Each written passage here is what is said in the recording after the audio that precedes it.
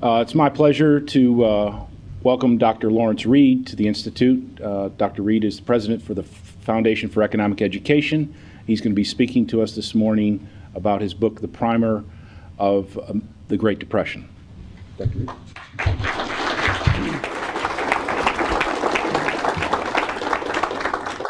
Thank you, Mark. Thank you, ladies and gentlemen. I am thrilled to be here for a lot of reasons. And one is that I was privileged to have the opportunity a moment ago to tell Tom Woods in person that his book, Meltdown, was the first that I bought and read on my new Kindle 2. And it was fantastic. And the other reason is it gave me an opportunity to reminisce with my old friend Jeff Tucker about things that we did 20-some years ago. I don't know if many of you know, but Jeff and I, well, let me put it this way. I think I was the first person that Jeff Tucker was ever arrested with. In 1986 in Managua, Nicaragua.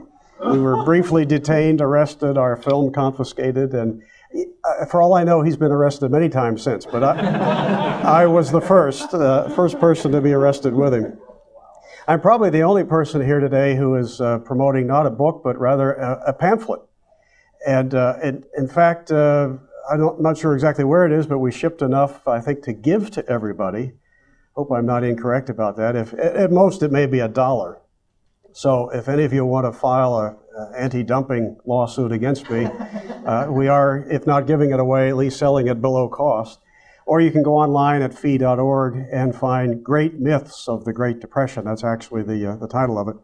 And see it there and buy it for $1. And even if you only want to read a few pages, you have to buy the whole thing. So I suppose you could file an anti-bundling lawsuit against me too.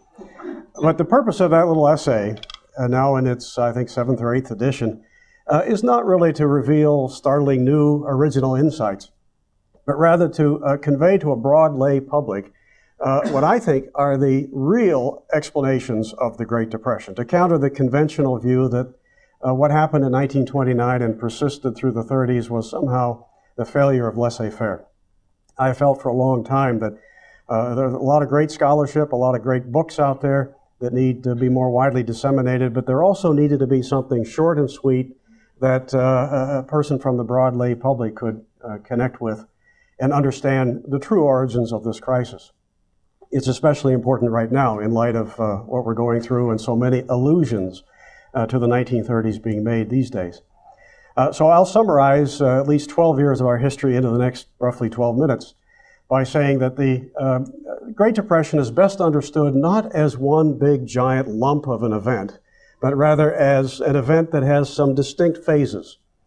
And my former professor at Grove City College, Dr. Hans Senholz, used to talk about the 4 phases of the Great Depression, with the first one being the financial or the monetary phase.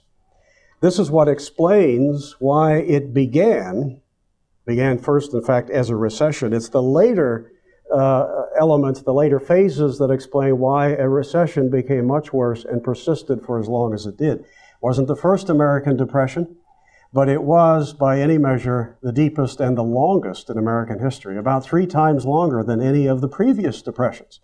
All of the others were over with in a year or 2 or 3, or at the most, maybe 4.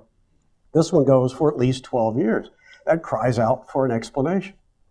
The financial or monetary phase explains that the crisis had its roots in improvident monetary policy of the 1920s.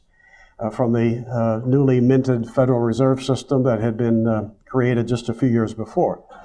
I can hardly think of another federal agency that has more fully failed at least its public mandate or mandates over the years than the Fed. When you think of the things that we were told over the years that this agency would do for us, they include such things as providing just the right amount of currency, ironing out the business cycle, helping to promote full employment. And yet, in the years since, we've had what? 1 Great Depression, at least a dozen recessions. We've had, now we have a dollar that's worth about a nickel of what it was worth when the Fed first started. That screams manifest failure to me. And you see this in the policies that preceded the Depression and were coincident with it. You see it in what Murray Rothbard thoroughly documented as a very substantial, by some measures, 66% roughly, expansion of money and credit. from 1924 to late 28, early 29, followed by a contraction of the money supply that the Fed presided over and helped to engineer by some 1/3. So I like to tell audiences, if you're ever wondering about why the economy seems to go through this roller coaster, take a look at what they're doing with the money and credit supply. It too looks like a roller coaster. You can't have a 66% expansion of the money supply and then a 33% contraction and expect a flat economy or good outcomes. And those who argue that the deflation was the proper prescription to remedy the ills of the inflation, remember Dr. Senholz saying, well, that's a little like running over a man with a truck and then deciding that the way to help him out is to put it in reverse and back up over it. That explains 1924 to the late 1930s. Some people mistakenly look at October 24, 1929 and say, well, that's what caused the Depression, Black Thursday, the collapse of the stock market. But they're looking at a mere symptom. The market had already turned around and peaked out in August. We had many bad days by late October.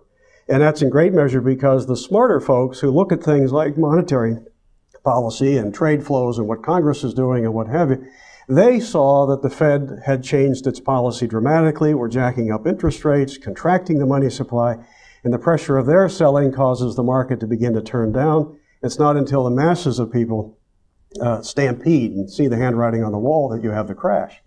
It's explained best by the roller coaster of monetary policy.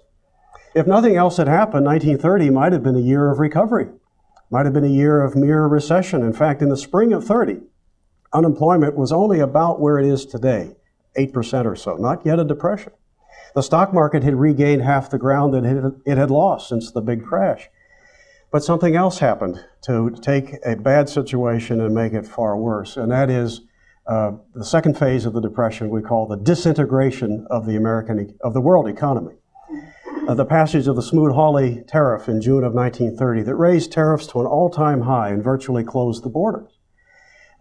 Even if foreigners hadn't responded by raising their barriers by retaliation, which you must expect, even if they hadn't, this would have been crushing to world trade because you cannot close the door to imports without sooner or later closing the door to exports.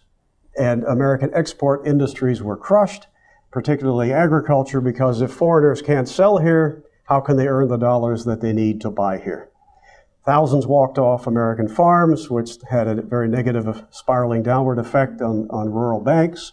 And by 1932, we were in full-scale, deep, double-digit unemployment depression.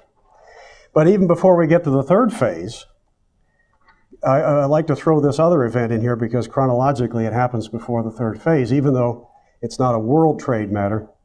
In 1932, we had this yawning federal budget deficit, obviously because people weren't working, businesses out closing their doors, not paying taxes, and government spending was not retreating to meet the shortfall.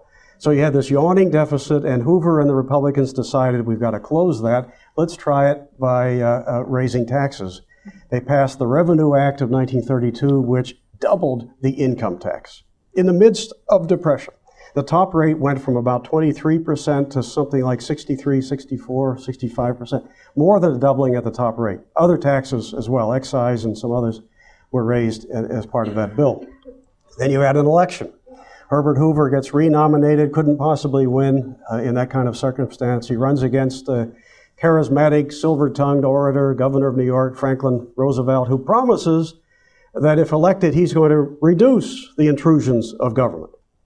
One of the virtues of this little pamphlet, I think, it kind of draws out so that the ordinary citizen can understand that Franklin Roosevelt properly assailed Herbert Hoover, not for being a laissez-faire president, as the history texts do, but for being an interventionist. Do you know that in the Democratic platform of 1932, it actually called for a 25% reduction in federal spending?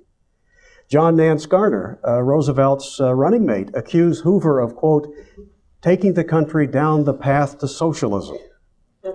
Okay? They assailed him for raising tariffs, raising taxes, properly so. If I had been around in 32 and a voter, I probably would have voted for Franklin Roosevelt, thinking that he meant what he said. But of course, upon election, he did precisely the opposite. The third phase of the Great Depression we call the phase of the New Deal. And there's a lot about that phase we could talk about. I'll just cite two of the landmark New Deal laws that had an incredibly depressing effect on the economy. The National Industrial Recovery Act, motivated by the notion that there was too much competition in the economy. You've got plummeting prices, of course. You've closed markets with a high tariff. You're contracting the money supply. So you got plummeting prices. Competition's the culprit. If only we can crush competition, then we can stimulate higher prices, and that'll spread prosperity into ever-widening circles. So this was a law attempting to organize or cartelize American industry around federally issued codes and price controls. Famous case involving a guy named Jack Magid, who was a tailor, and he pressed a suit of clothes for the price of 35 cents. He was prosecuted because the New Deal NRA code price was 40 cents. Now think of it, midst of depression. You're lucky if you have anything to pay to have your clothes pressed. Here's a guy willing to do it for 35 cents. He gets prosecuted because he didn't charge you 40 cents. Incredibly depressing, raising the cost of doing business across the board. But if that's something, wait till you hear the AAA, the Agricultural Adjustment Act.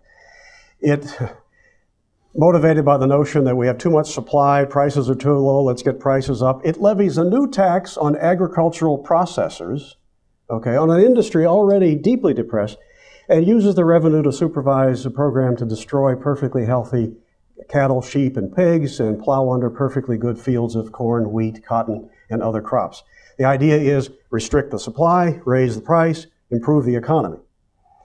Never mind that those who sell at the higher price maybe have less to sell, or that even if this could have helped them, it could only have done so at the expense of everybody else. This is redistribution by gunpoint. This is by destruction. This is hardly a prescription for recovery, but that's what we did.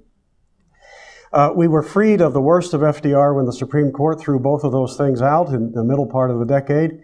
And the economy showed some signs of life until 1937, when we had another very swift collapse, unemployment soaring again to the neighborhood of 20%. That's explained by things like Roosevelt's high taxes, the undistributed profits tax he got through Congress on corporate retained earnings. Meantime, he was pushing up taxes everywhere he could. He inherited a top income tax rate in the 70s, but he takes it to 91 ultimately.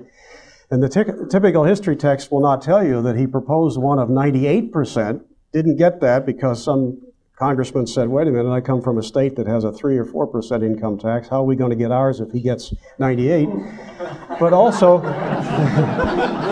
but then Roosevelt came back and then by executive order imposed a 100% income tax rate on all incomes over $25,000. It was only there briefly, Congress overrode it, but that's what he attempted to do. And also the monetary policy of the late 30s became once again restrictive and in the face of previous inflation of money and credit.